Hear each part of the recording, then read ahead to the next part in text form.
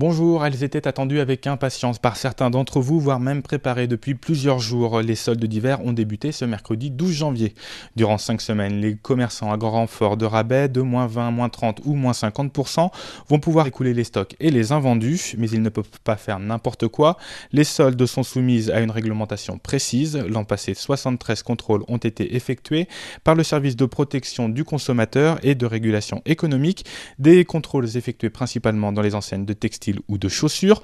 En quoi consiste-t-il ? Quelles sont les précautions à prendre en tant que consommateur avant d'acheter ? On y revient en fin de journal en compagnie d'Yves Darro, le chef du service protection du consommateur et régulation économique. Mais ce mercredi 12 janvier, c'est aussi le triste anniversaire du terrible séisme qui a dévasté Haïti il y a un an, jour pour jour, faisant plus de 220 000 morts et 1,2 million de sans-abri. En un an, la situation à Haïti ne s'est guère améliorée. Les 9,9 milliards de dollars promis par la communauté internationale pour reconstruire le pays peinent à arriver.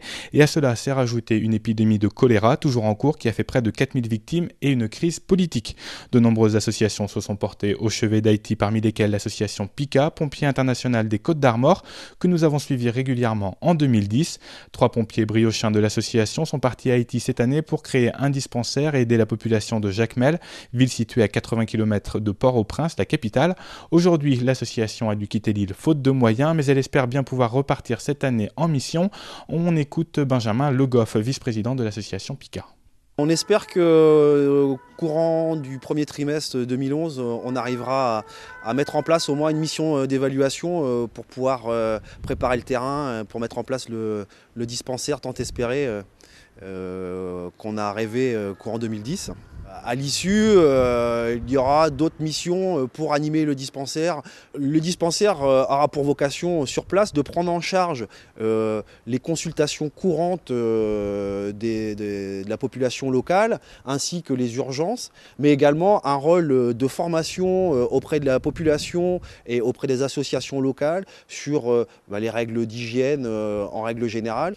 Et puis également une approche toute particulière auprès des sapeurs-pompiers locaux avec lesquels nous avions travaillé déjà suite au séisme, et nous souhaitons leur apporter une assistance technique de formation et si on a les moyens également, leur apporter une assistance logistique.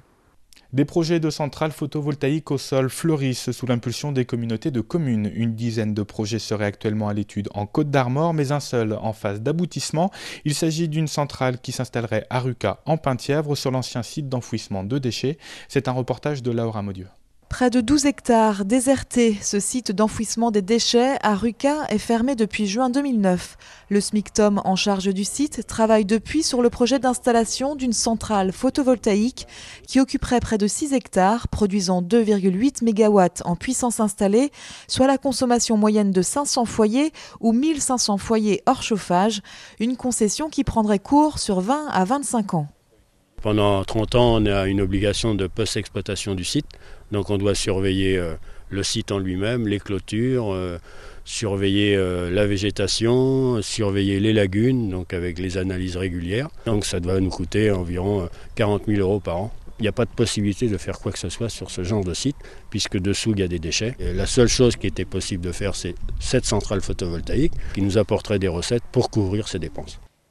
Mairie, communauté de communes, députés, un projet unanimement porté, aucune ombre au tableau si ce n'est un ajout, une modification simplifiée au PLU de la commune, le plan local d'urbanisme qui ne prévoit pas la possibilité d'implantation d'une telle installation. Cela aurait dû être fait fin 2010, mais depuis quelques personnes soulèvent la question des non-retombées financières pour la commune de Ruca, dues à la réforme de la taxe professionnelle, et quelques opposants se font connaître également pour des raisons de loisirs personnels. Quelques opposants, disons, qui ont peur, en somme, de perdre un territoire de chasse. Mais à mon avis, ce n'est pas le cas. De toute façon, le site sera toujours interdit à la chasse. C'est un endroit privé et qui sera clôturé, qui est déjà clôturé, mais qui le sera encore de nouveau pour garantir les installations. Je pense que c'est une réhabilitation très, très bonne pour la commune, c'est valorisant. Et ça a été assez longtemps un convoi de camions de déchets. C'est quand même autre chose, voilà. Un dossier qui prend du retard et des prix de rachat de l'électricité par EDF qui vont diminuer.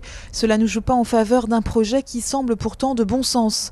Les habitants sont invités à une réunion publique organisée par la mairie à la fin du mois de janvier. Les porteurs de projet espèrent quant à eux voir la centrale photovoltaïque en activité en 2012. Et nous sommes à présent en compagnie d'Yves Darro, chef du service protection du consommateur et régulation économique. Bonjour. Bonjour. Alors vous êtes chargé entre autres du respect des règles qui encadrent les soldes en cette période. La période démarre aujourd'hui. Vous avez effectué quelques 73 contrôles l'an passé durant ces 5 semaines de soldes. Quels sont les éléments que vous vérifiez ? Alors, première chose à vérifier, c'est la réalité de ce qui est annoncé. Ça paraît tout bête, mais vous rentrez dans un commerce où c'est marqué moins 70%, et à l'intérieur du commerce, eh bien, vous avez un article sur les 450 qui sont soldés qui est à moins 70%, tout le reste est à moins 20%. Donc, très rapidement, lorsqu'on parle de contrôle de solde, on parle également de protection du consommateur et de pratiques commerciales. Donc, la première chose à vérifier, que l'on vérifie, c'est que ce qui est annoncé en matière de démarque est bien pratiqué à l'intérieur du magasin. Ensuite, la seconde, évidemment, c'est de vérifier que les prix de référence sont présents sur les articles. Donc, il faut avoir un prix de référence. Le consommateur doit avoir le prix qui était le prix normalement pratiqué 30 jours avant l'opération. Donc, ça, c'est le deuxième contrôle. Et puis, le troisième contrôle, bien évidemment, c'est vérifier la réalité de ce prix de référence, puisqu'encore une fois, ce prix doit avoir été, c'est le prix le plus bas pratiqué 30 jours précédant l'opération. Donc évidemment, contrôler la licéité de ce prix. Aujourd'hui, les soldes se font aussi énormément sur Internet. Là encore, il y a des contrôles. Vous faites des contrôles ? Alors, c'est pas le service ici qui se charge spécifiquement des contrôles sur Internet, puisque nous avons au sein de la DGCCRF, donc la Direction Générale Concurrence, Consommation et Répression des Fraudes, un service particulier dédié au commerce électronique, qui est le centre de surveillance du commerce électronique de Morlaix, et qui lui s'occupe des contrôles Internet tout azimut, tout le long de l'année, mais y compris également en matière de solde, bien évidemment. D'accord. Je le disais, vous avez fait 73 contrôles sur le département l'an passé, en cette période de solde. Quel bilan faites-vous ? Les commerçants costarmoricains sont-ils sérieux ? Eh bien, globalement, c'est pas mal. C'est pas mal puisque, donc, une petite centaine de contrôles uniquement durant la période de solde, donc sur les opérations soldes et pas les autres opérations qui ont lieu au cours de l'année, qui peuvent prendre des noms variés et divers et au niveau des promotions. On a un taux, on va parler de taux d'anomalie, un taux infractionnel qui est de l'ordre d'une quinzaine de %, ce qui n'est pas très élevé quand même pour une forte activité économique. Et par exemple, l'année dernière, il n'y a pas eu un seul procès verbal de relevé, un procès verbal d'infraction de relevé. Le cas le plus grave a été traité par une mesure d'injonction administrative, c'est-à-dire de faire cesser la pratique, et le reste, ce sont des rappels de réglementation ou ce qu'on appelle dans notre jargon des notifications d'information réglementaire, c'est-à-dire qu'on informe le commerçant et il y a un contrôle de vérification qui a lieu après. Donc, globalement, on peut dire que le comportement des commerçants costarmoricains a été très, très réglementaire. Malgré tout, le consommateur doit se montrer vigilant. Quels sont peut-être les 2-3 éléments qu'il doit vérifier avant d'acheter sur Internet, en magasin ? Alors la première chose, évidemment, c'est de vérifier que l'article acheté, s'il est intéressé par les soldes, bien évidemment, est soldé. Je dis ça parce que c'est pas parce que l'on rentre dans un magasin avec des devantures où c'est marqué moins 70% ou moins 50%, avec des rayonnages où c'est marqué moins 50%, que ce qu'on trouve à l'intérieur est forcément soldé. Ça le devrait, mais c'est pas aussi évident que ça. Donc bien vérifier que l'article est soldé, bien vérifier le prix de référence, c'est-à-dire est-ce que l'étiquette comporte bien donc le prix de référence. Ensuite, ce qu'il faut qu'il sache, une fois qu'il a vérifié tout ça et qu'il fait son achat, c'est que de façon globale, si le produit ne plaît pas ou si le produit n'est pas à la taille, il n'y a pas de moyen légal de le rapporter. La pratique qui est de repris et échangé, c'est une pratique commerciale que le commerçant accepte, bien souvent en temps ordinaire avec un avoir, etc. Mais c'est une facilité. Souvent en matière de solde, cette facilité n'existe plus. Donc il faut bien qu'il vérifie que le commerçant a bien affiché, ni repris ni échangé, de façon à ce qu'il n'y ait pas de mauvaise surprise, qu'ensuite il a l'habitude d'acheter dans ce magasin, il a l'habitude d'échanger ses articles s'ils ne vont pas ou si le coloris ne plaît pas, et puis en période de solde, c'est plus vrai.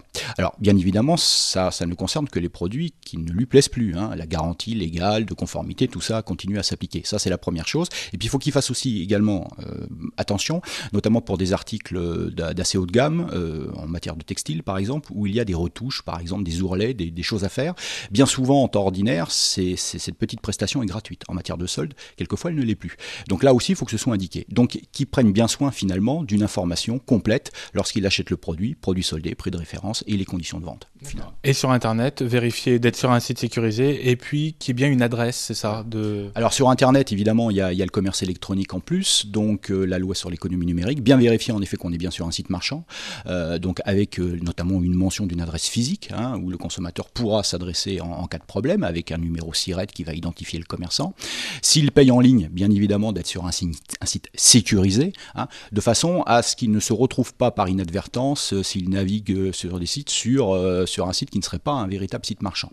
Et puis il faut savoir que pour l'achat Internet, comme c'est un achat à distance, là par contre il bénéficie d'un droit de renvoyer sous 7 jours un article qui ne correspondrait pas. Merci Yves Darro pour tous ces conseils. Merci.